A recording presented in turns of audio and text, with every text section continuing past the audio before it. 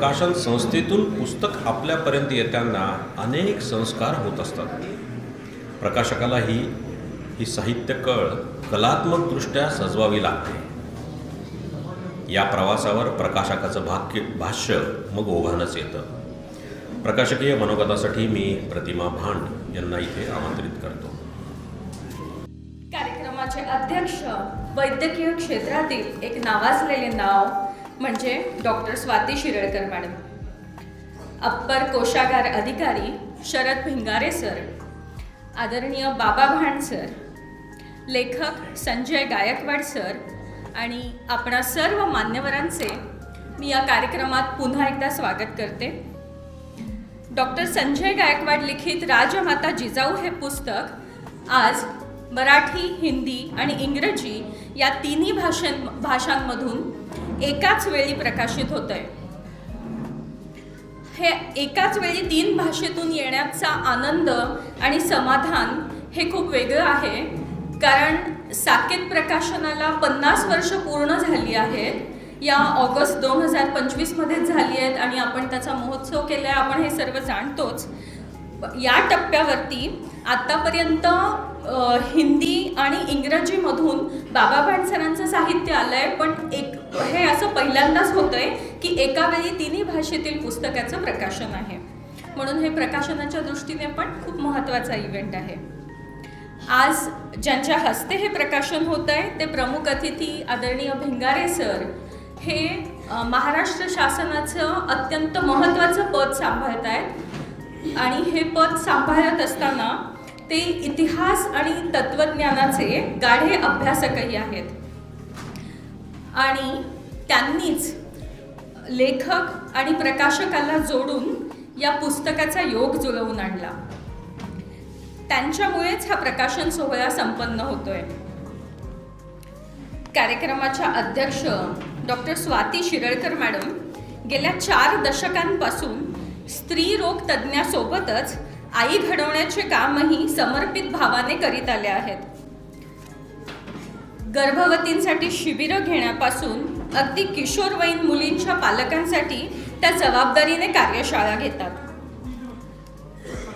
शिरळकर मॅडमनी माझ्यासारख्या कित्येक आयांना मार्गदर्शन केलं आहे। मला सांगायला आनंद होतो की मॅडम आमच्या लेखिका पण आहेत आणि त्यांनी लिहिलेले पुस्तक गर्भवतीसाठी संपूर्ण मार्गदर्शन हे आम्ही प्रकाशित केलं आणि त्याच्या अल्पावधीतच 6 आवृत्त्या आजवर प्रकाशित झाल्या आहेत।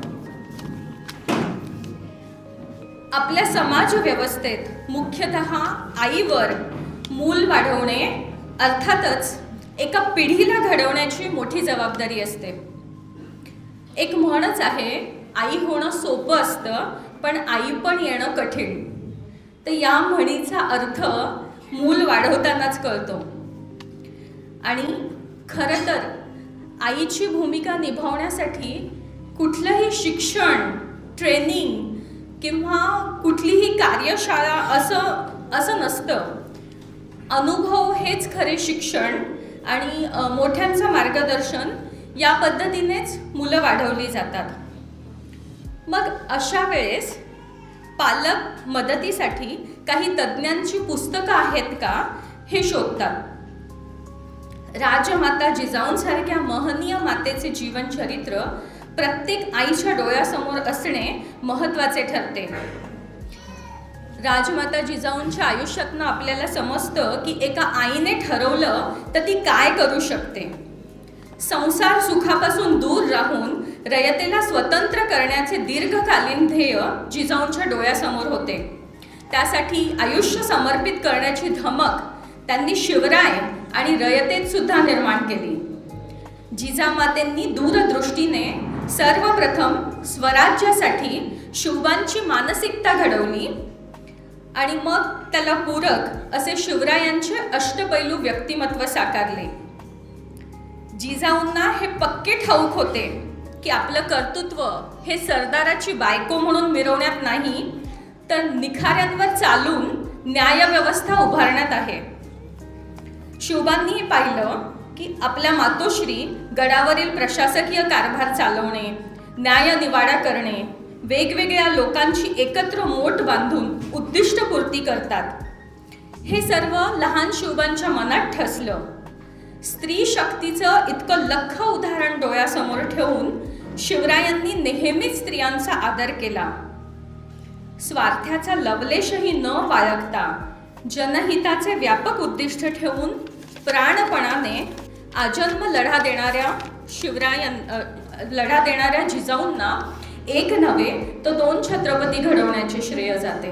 आपल्या सर्वांना ठाऊकच आहे, शिवरायांसोबतच पुढे अगदी 2.25 वर्षाचे असताना संभाजीराजांच्या मातोश्रींचं निधन झाल्यावर जिजाऊंनीच संभाजीराजांचं पण पालनपोषण अगदी उत्तम प्रकारे केले.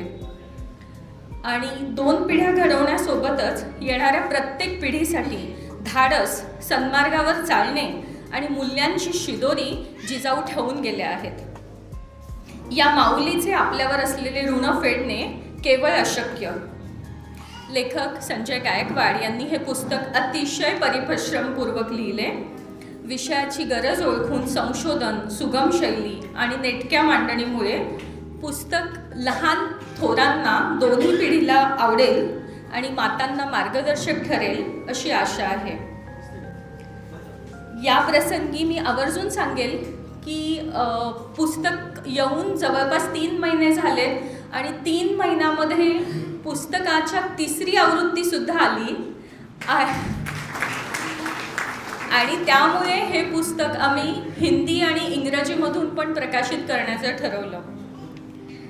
या प्रसंगी ज्यांच्यामुळे हे पुस्तक साकारले ते भिंगारे सर, लेखक गायकवाड सर आणि संपूर्ण पुस्तक निर्मिती टीम प्रति कृतज्ञता व्यक्त करते. आणि मी आवर्जून सांगेल की मराठीप्रमाणेच हिंदी आणि इंग्रजी पुस्तकं करताना पण लेखकांनी खूपच मेहनत घेतली. आमच्यासोबत एक मेंबर असल्यासारखे ते कंटिन्यू पाठपुरावा करत होते आणि जी लागेल ती सगळी मदत ते करत होते. आजचे दोन्ही सन्माननीय अतिथी व्यासंगी आणि उत्तम व्यक्ती असल्यामुळे मी पण त्यांचे बोलणे ऐकायला खूप उत्सुक आहे. त्यांनी या कार्यक्रमाचे अतिथीपद स्वीकारून आम्हाला सन्मानित केल्याबद्दल मी आभारी आहे. धन्यवाद.